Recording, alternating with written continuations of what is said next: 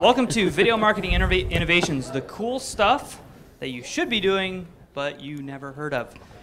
We're going to be sharing three, actually I think even more than three, innovative ideas here today. Our panelists are so full of impressive content, we couldn't just leave it to three, so I think we've got like 5 or 6. So these guys are bursting with knowledge, and I know that you're really going to enjoy this session. I did have more of an intro prepared, but since we're a little bit short on time, I'm just going to briefly introduce myself, each of our panelists. I would also like to start out by thanking Getty Images. Andrew, thank you from Getty Images for being our sponsor. Absolutely could not do this event without the support of our sponsors. I know Andrew's going to share just a little bit more about Getty when he gets up here, but thank you very much. I'm Justin Foster. I'm co-founder and VP of Market Development at Liveclicker. Super excited to see all of you at the event today. This event is twice as big as it's ever been before, and video continues to grow. So really excited to see everyone here learning about the latest and greatest in online video, and perhaps some of the things that we'll be talking about during our session today are going to be the most successful strategies that folks employed in 2013 and 2014 when we come back and meet again next year.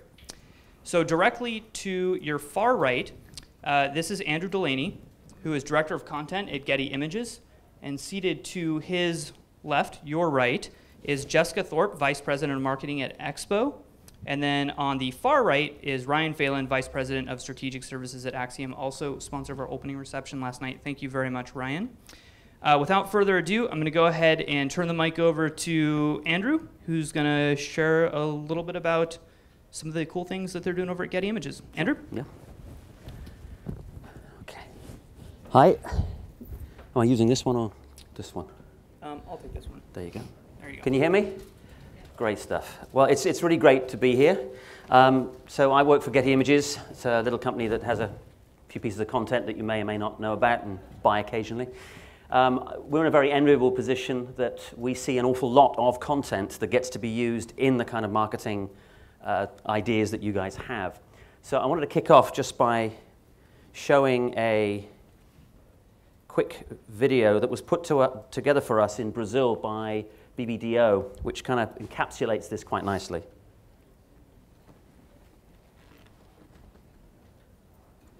It's called 85 Seconds.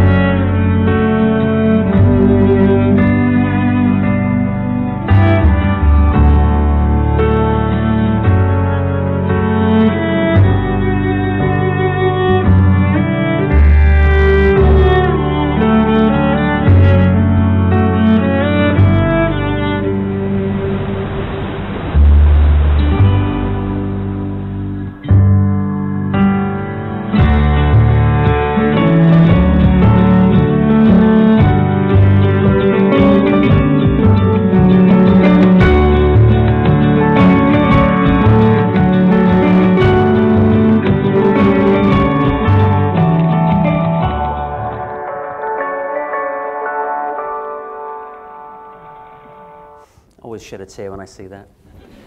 Luckily, the judges at the Cannes Lions also liked it and gave it a gold this year, which we were quite happy about. So I showed it to you pretty much to show what can be done with video at its one end. It also illustrates some of the facts that I'll tell you about ourselves, the fact that we have nearly 2 million premium quality videos on our site at the moment, and it's growing hugely. Over half of those are all in HD. That's over 20,000 hours of content. We've got powerful creative content, we've got editorial content, news, sport, entertainment, and also a lot of archival material, which is really impactful and should not be overlooked, even in these modern times of modern communications. We've got world famous video partners in Disney, Warner Brothers, Universal, Red Bull, AFP, etc., etc. And we globally direct and source content from over 10,000 contributors globally every year. We get to see a lot of new ways of working with video. We get to see some very interesting capture techniques from 360-degree to time-lapse and robotic captured video. And in the 10 years since Getty Images launched video, downloads have increased by more than 10,000%.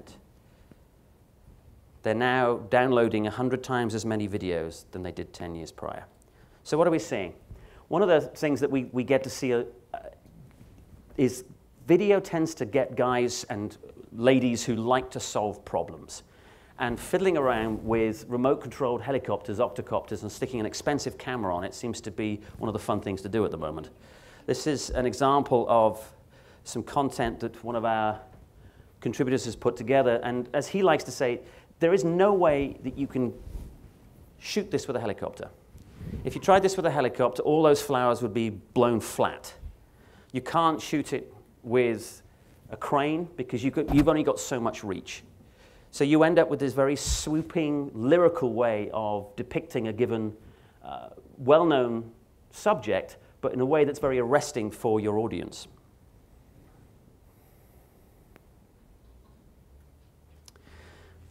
We're also seeing some really interesting changes with time-lapse in what's being coined as being hyperlapse, which is rather than the camera being stationary and it taking some time-lapse, the camera's moving whilst it's doing this.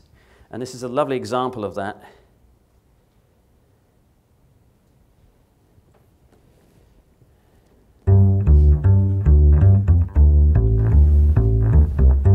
So this is classic time-lapse, beautifully rendered.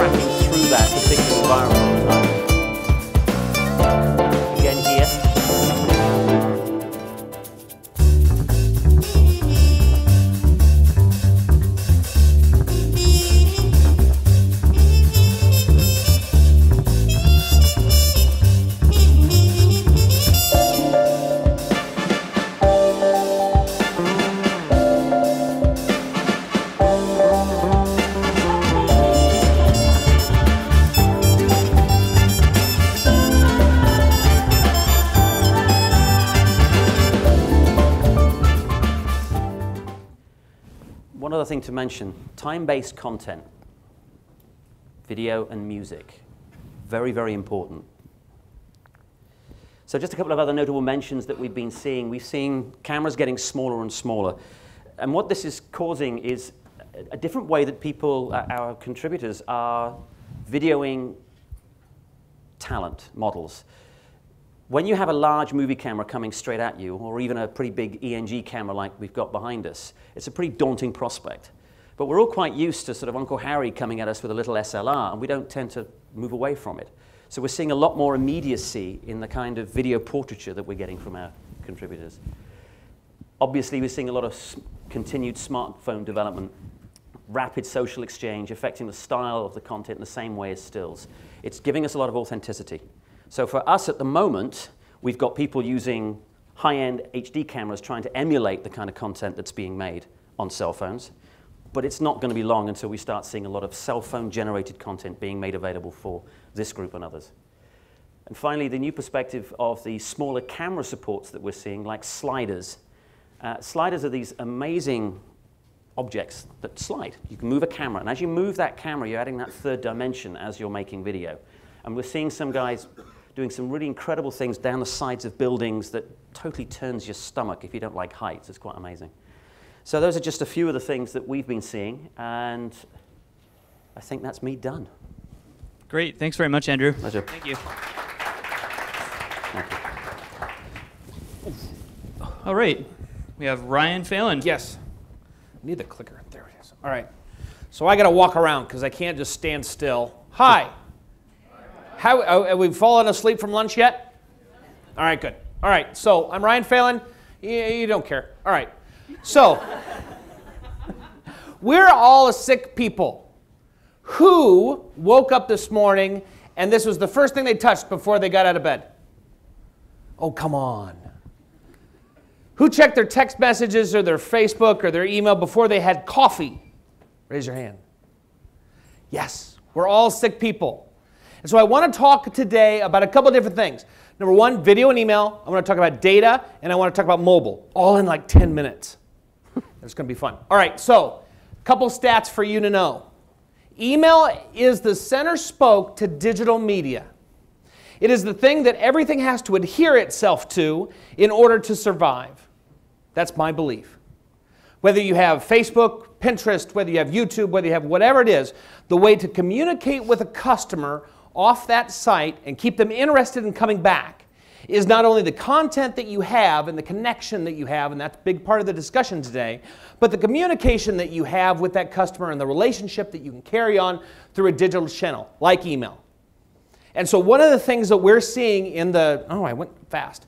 One of the first things we're seeing is the importance to email or any communication, including video, is that it grabs you immediately. We know through the study that we did at Axciom that 60% of people who save an email to be read later don't read it. So we have to have that immediacy. We're going to cover a little bit of video and email here at the end, but what we're looking at is how do we engage people across the digital spectrum with the content that you guys are creating and that we have available at our fingertips, whether it's 500 videos a day or whether it's one video a week. Next, people are bored. We're seeing a lot of things come out in the internet, a lot of social media, whether it's video, whether it's Twitter, whatever it is, keying into that thing that says, I have ADD. I'm an ADD generation. I have Twitter up and I've had TweetDeck up all day. What do I see? Zip, zip, zip, zip, zip. Right? Everything's whizzing by. And if you're not reading an email, if you're not engaging in what the medium is in front of you, you move on. So one of the things we've heard today and what we've seen in the marketplace is the more engaging the content is, the better reaction you get from the consumer because, especially in like an email and other forms of media, 72% are reading email or experience the internet when they're bored. And some people are reading email in the bathroom. 4% are reading it at church. I know, right? There are a lot of people going to hell. But we're seeing this shift. We're not only seeing this shift with email, we're seeing this shift with a lot of different mediums. In that this has changed how we experience the web. That we're seeing a time, a place, a device, and an expectation shift with the consumer. Because idle time has become email or video or entertainment time. What we're seeing is people when they're in elevators and they don't want to talk, they're not listening to the music anymore. What are they doing? Checking this. This is where the future of digital marketing is going. There's not really a future to email. There's not really a future to any one particular channel. There's a future to the overall channel and the consumer's expectation and consumption of that channel. And so how does this change things? It changes things in email. It changes how we experience media, how we communicate. It changes your guys' form. But one of the things that we see and one of the things I've heard scattered throughout the discussion today is the data that's behind that. Not only in tracking the performance and the response to it, but think about this. What I would see as a logical piece of what content is doing is figuring out what content goes to the right person. One of the fundamental shifts that we're going to see over the next few years, if it takes that long, is that we're going to start to see content delivered to the consumer based upon their preference, not just using a channel because it's a channel. We're going to start seeing decision engines that say, Phil wants to see this message for this program on his mobile device as a push. He's going to respond better this time with a video. He's going to respond this time better with an email. We're going to see decision engines and analytics start to look at the predictive nature of the consumer based upon the right channel for them. Not just what we want them to see, but what they choose and what they best respond to. That's where the digital thing is going. And so how can we integrate that multi-channel? Let me give you an example. We did a study that looked at the influence of attitude on consumers, especially when they shop for fashion. And we looked at attitude along these dimensions. We grouped people into 5 different categories. And what we found is that attitude, the attitude of a consumer, was a better predictor of action than past behavior. So let me go into that a little bit.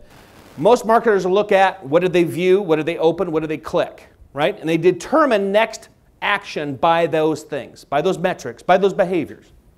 What they found is if you get deeper into looking at the consumer as an individual and look at it from an analytics standpoint, you can predict better than you can whether or not they opened or clicked some sort of media.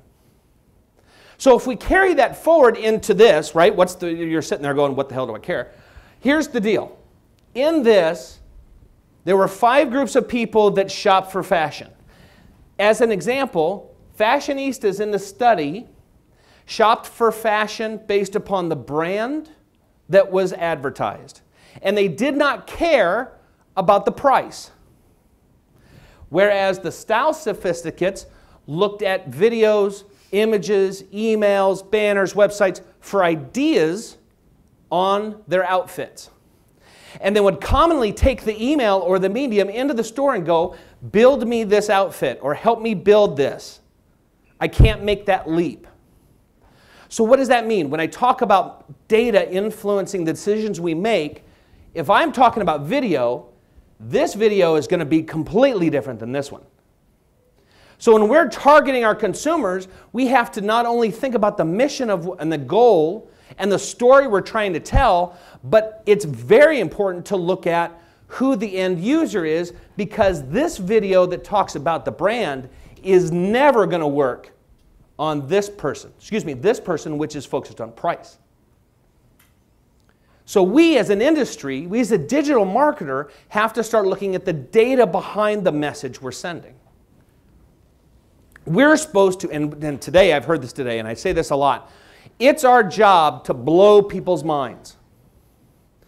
That 85 seconds, that was friggin' awesome, right? I've seen a lot of awesome stuff today. And that's our job, right? How can we take that from one piece of content into the message that we deliver and the reason why? Now, I want to talk about video and email. This is one of the things, and Justin and I go on and on about this, and it amazes us that there is not more use of this. And so who's done it? Raise hands. Who's done it in the room? I swear to God, this kills me. Okay, your job when you go back to your companies, find your email marketing manager and make them try this. Make them try this. This is a way to distribute your content with tracking to lead the person to an experience. And it's as easy as uploading a video to YouTube. You literally take the content, upload it to his stuff, and you download a piece of code and you put it in the email. Now Justin, my lovely assistant, is going to demonstrate this. So glad I'm lovely today. Yes. I was trained to kill my enemies. As was I.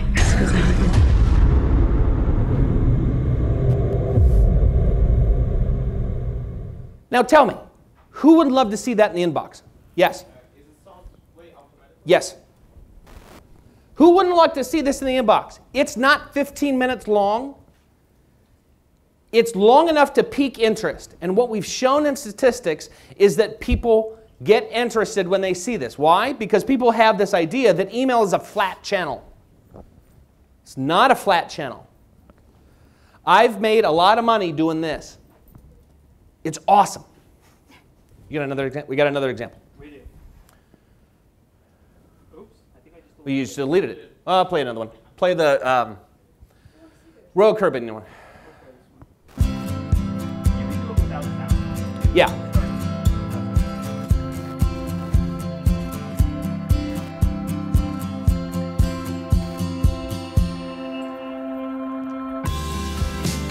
If you walked on to Grandeur of the Seas, you literally would think that she was a brand new ship, and I would put her up against any ship in the fleet in terms of going from a ship that was maybe a little bit more mature in her age to... Don't play the whole thing.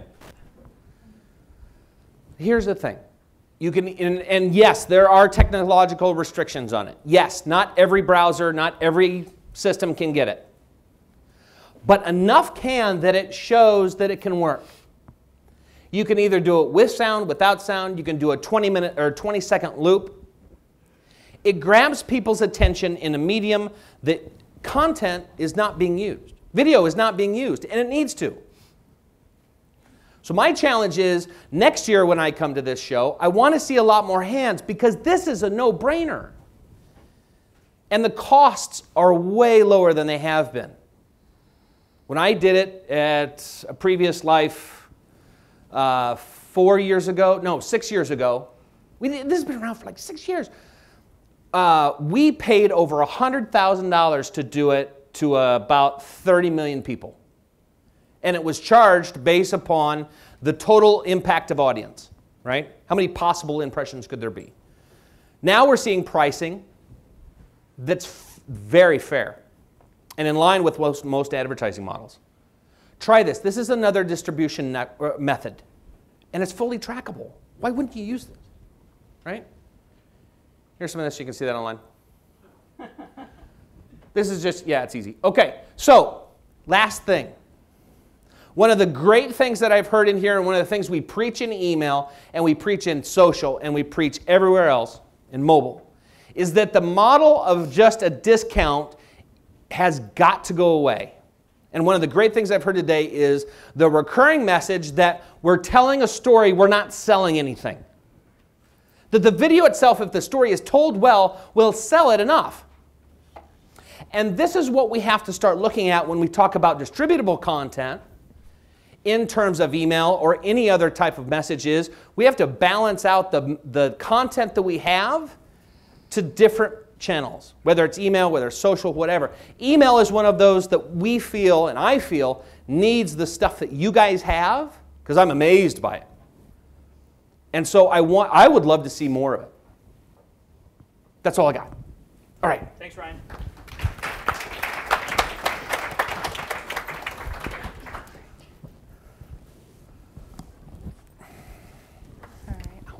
Hi, I'm Jessica Thorpe, VP of Marketing at EXPO. We're a social video platform, and we work with manufacturers and retailers to help activate their customers to create video content that then can be used across their owned and retail properties. I'm going to share with you 3 tips around video marketing innovations that we're doing today with many of our clients. The first is crowdsourcing. And so, oops, let me go back. So crowdsourcing, the majority of what we do for brands is work with them to help identify their consumers to create content. And so if you're in the video production space, I'm sure a lot of you guys are thinking about how do I create more videos in a scalable way, whether it's cheaper or get more SKU coverage. Well, what if you could tap into your customer base to help get them helping you create content? Most examples, when I'm talking to agencies, when they think about crowdsourcing, they think large marketing campaigns, big PR campaigns, something like the Lay's Choose Your Own Flavor, where they tap their social properties to get consumers to create the next product. They had hundreds of thousands of submissions, and they actually produced a product. Another example for ad campaigns, Levi's went to Instagram, got over 3,000 submissions for people who wanted to be the next spokesperson. So one was for product, one was for advertising, and another notoriable one is the Pepsi pre-video halftime ad that Pepsi did. They got over 1 million submissions from their customers and fans on their website, and they produced a video fully comprised of user-gen content. But all of those were really expensive, and they had a very small window of time that they could be used for marketing. So crowdsourcing on the retailer side, the closest thing that you're probably thinking is text ratings and reviews. Well, a stat that we throw around a lot when we're talking to our clients is for every 3,000 text reviews submitted, 1 video review would be uploaded. So if you think about it, that's a pretty daunting task if I'm sitting here saying crowdsource your video content, right? But it can be done. And there are some things that are often overlooked that can really help you activate that consumer to create quality video content that then you can use to help move purchase. The first is target the right consumer. And so if you think about it, you really want to find this consumer where they're used to interacting with your brand, whether that's on a social property like Facebook, and you can talk to them in that environment, or if they're used to engaging with you on your website, maybe you send them an email and ask them to come back to your website and create. And you need to provide a proper incentive. And so there's a host of solutions to do that, right? You could give someone a coupon for submitting a video. You could give them a discount code after they uploaded a piece of content. There are some clients that we work with that send product before it's even in stores. And so the exclusive opportunity to test a product, share feedback, and help that brand get the word out there.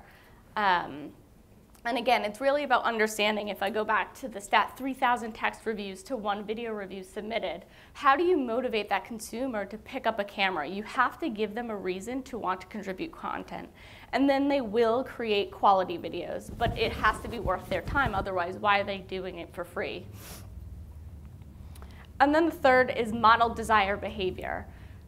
We live and breathe video. An average consumer maybe doesn't understand some things that we take for granted. Make sure your face is in the video. Make sure you're showing the product and the package, right? And so if you provide some tips and informational instruction with the request to the consumer, they want to create good content. Sometimes they don't know. We joke around in our office a lot. We've gotten videos uploaded to our platform of a consumer reviewing a food product in the bathroom. Why on earth would they do that? Because the lighting's good, it's quiet, they don't have their kids running around.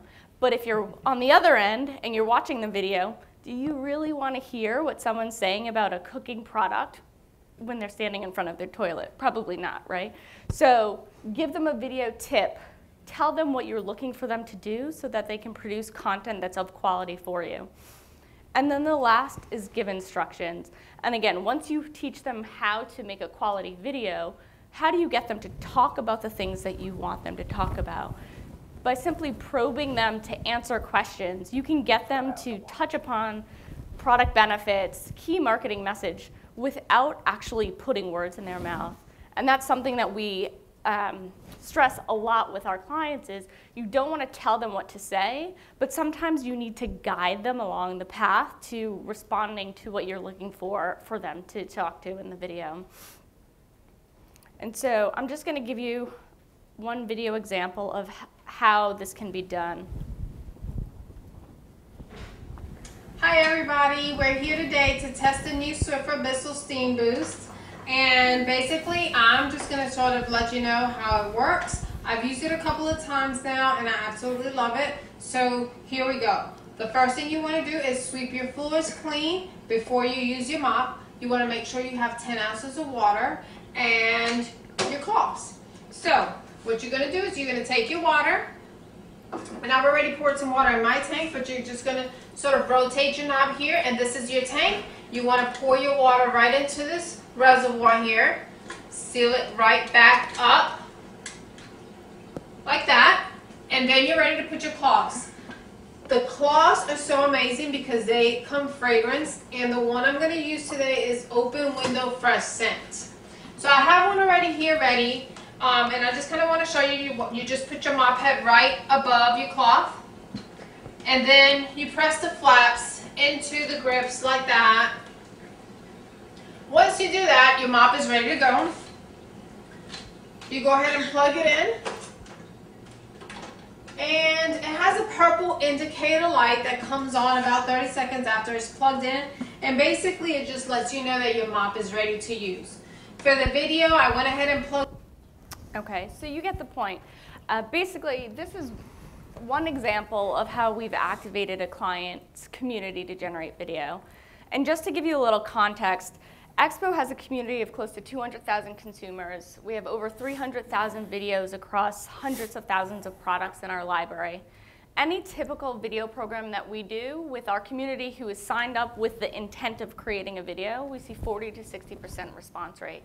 However, when we're doing the exact same type of program on our clients' community, whether that be on a social network like Facebook or within their brand website, we're seeing 5 to 10% response rate. And so on one hand, you say, okay, that's a lot of work to get a pretty low response rate in terms of active participants and video content back. But if you think about it, their audience is much, much larger. We're targeting 200 people. Some of our clients have over 1 million fans on Facebook. And so you just have to put it in perspective and then understanding the environment that you're looking to activate the consumer, and you can have the same results. So like I said, this is an example where we're activating a client's customer within the environment that they're used to talking. And this video they're now using throughout their marketing on owned properties, on retail properties. Okay, so number 2, once you've got the content, what can you do with it? Using it in advertising is one thing that we're seeing a lot of our clients start to do more and more of. And so we conducted a research study where we looked at the differences between professional video content and user gen. And so we're not trying to say to any of our clients, user gen is better than professional. It's actually quite opposite. They target and they speak to different audiences, and so they're best when used together. Consumers persuaded by one type of content for professional is a totally different audience than that consumer who's persuaded by user gen. In fact, there's less than a 3% overlap. And if you think back to what Susie said in the keynote, more than half of the customers buying your products are not in your target demographic. So think about it, if you're just producing professional, you're missing a whole group of consumers that could be moved to purchase your product with video. And that's where crowdsourcing user-generated content can come in. And why? If you think about professional videos, some of the things that you're looking to work into a video, whether it's 30 seconds, 90 seconds, a 5-minute video, is emotional elements. Where's that storytelling coming into play? Brand differentiation and superiority claims. But with user gen, you're getting still the same storytelling, but it's from the consumer's point of view. There's more personal anecdote. They're talking about competitive comparison. Hey, this thing works so much better than the thing that I used to use. And you're getting feature information. She's showing you how it works in her home and how it helps make her life a little easier. And so again, if you apply some of this information to advertising, you can leverage both your professional video content and user gen in ads that could reach a wider audience and see higher levels of engagement.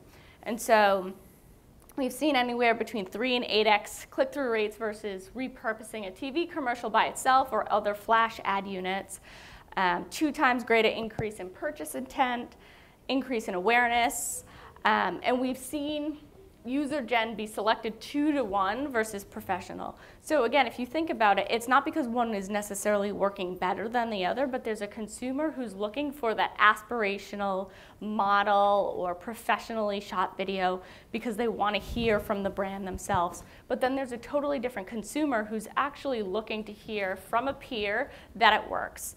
And so I'm just going to show you an example of a beauty client that we work with who has found a way to incorporate both their professional how-to video alongside with user gen.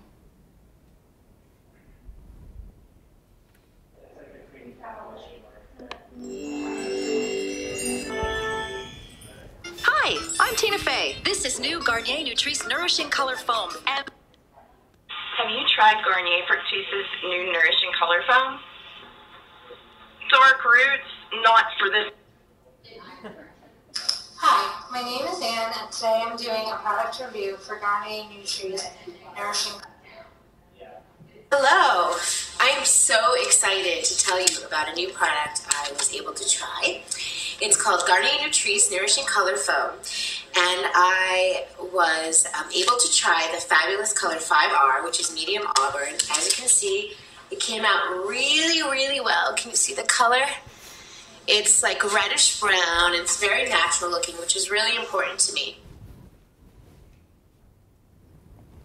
Okay, so you can see there, you were able to get the professional video, had Tina Fey, a celebrity. Some people may respond to her. And then they were able to work in 3 different pieces of content that targeted a different consumer with a different hair type. So you can select the piece of content within that same ad unit that is more relevant to you. Therefore, they were able to reach a much wider audience. And then the third is how-to videos. You heard a little bit about this in the last panel, but there's other applications for these videos beyond just the review itself. And so if you think about consumers and how they're looking for content online, and particular video, it's not always I'm on a product page, I watch a video, I add it to my cart and buy. There's consumers who may be looking for information online when they're in store trying to decide between a product. Or there's a consumer who already bought something who's now looking for information online on how to use it. So with the user-generated content that you create, you can take cues from some professional video production, maybe add graphics, add an open, add an overlay, put some music underneath it, and create a montage of multiple videos that help educate a consumer to do something. So we're working with a lot of our brand clients and Amazon to create compelling how-to videos that marry multiple consumer video reviews to help educate a consumer. So they're demonstration-rich, informational videos. And again, it's to help provide content wherever a consumer is in their path to purchase, not always right at the end for that transaction. And I'll show you what one of those looks like. I recently got to try this awesome Philips Sonicare Diamond Clean. The new design is sleek and it's thinner, it's easier to hold. It comes with 2 different heads. Movable head. One is the smaller head and then there's a larger head. It has a number of different settings. It's white. Polish, which I kind of like too. Clean. Deal with gum issues, deal with sensitivities, teeth issues. So it has a whole lot of features. It's just real easy to use. It works great. But I've used all 5 of them and it really works. That feeling you get after you go from the dentist and you're always messing around with your teeth, this thing does that.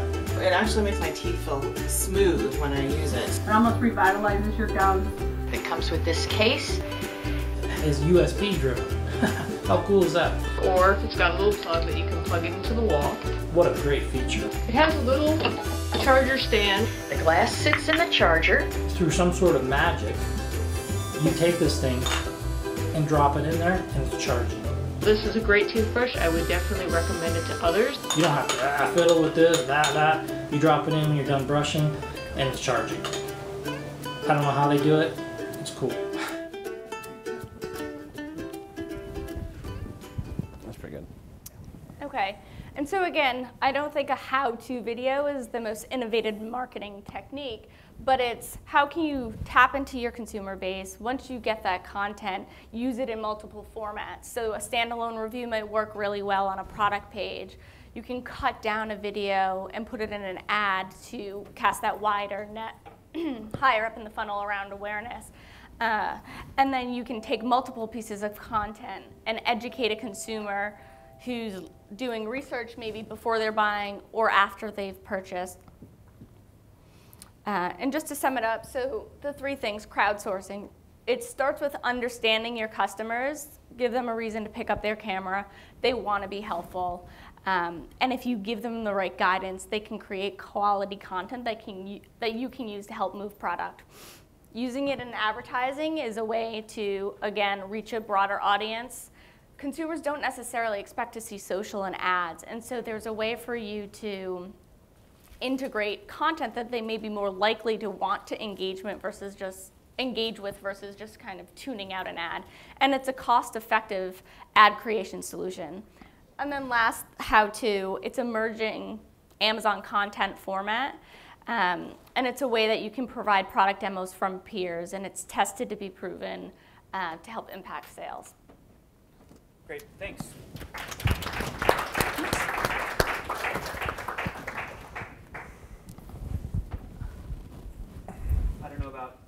I don't know about you guys, but I have a ton of questions for our panelists. However, because we are short on time, I want to take 5 minutes for questions.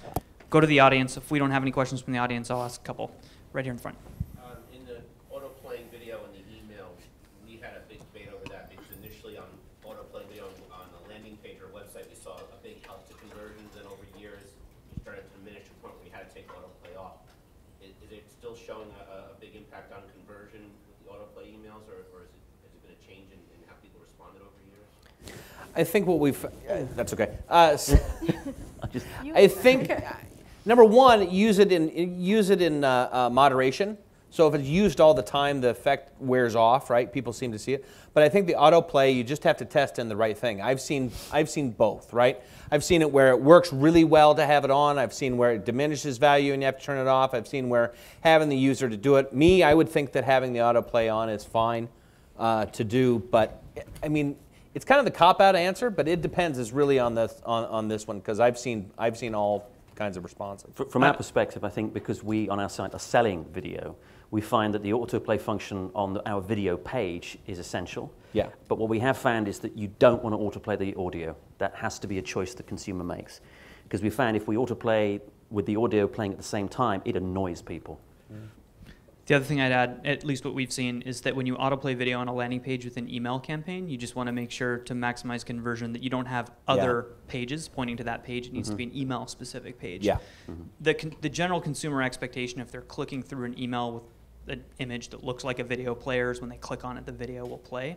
So we do recommend having autoplay on the landing page, but you could see an adverse impact on conversion, maybe if you've got other pages that are pointing to that page, pointing like a product page or something. Yeah. Question for Ryan. You mentioned limitations on the. Yep. So Outlook, for example, on the animated GIFs on 22nd will block the animation and just put the first frame. Some browsers won't. HTML5 comes into play. There's a slide that's on the presentation that talks about some of the limitations, and they're mostly based upon those factors. But the way to do it is to find the domains that allow it and then isolate your send to those domains, right? So if you know that Yahoo or Hotmail will allow you to play a video with sound, then isolate those domains in your send and send that video to the Hotmail domains. If you know that Yahoo is going to allow it or is going to be able to play the video, then do that. If you know that you have a corporate email address, then you want to isolate everybody else except for Yahoo and you know, the other major carriers and shut them out because they might be using Outlook. Or if you can append open information to say that we know that this user consistently opens in Outlook or opens on a mobile device, you can start to target more this way if you want to get really precise. Does that help a little bit? Yes. Okay. And question, what about for more professional type of product, for example, a doctor? How does that come into play with your formula? Yeah, well, so or an attorney. Yeah, we've done work with more service providers, not necessarily a doctor. We have one client who works with a network of doctors, and they're working with us more on the platform side. So we provide them with the infrastructure and the services to activate their subscriber base. Another example, one of the slides was for alarm.com. We are not saying we have subscribers within our community, but we're able to leverage, again, the platform and our services to target their subscribers. And so it's really activating the consumer wherever they are. It doesn't have to be through our site. And again, you can target people who use your product as long as you can provide them with some value to want to create that content for you. We have time for one more question. We'll go ahead and stay up here afterwards, so if you want to talk with any of the panelists, we'll be up here. One more? Great. Well, no more questions. We're going to go ahead and wrap up. We can head on to the next session. Thank you very much to all of our panelists. Yep. Give them a hand.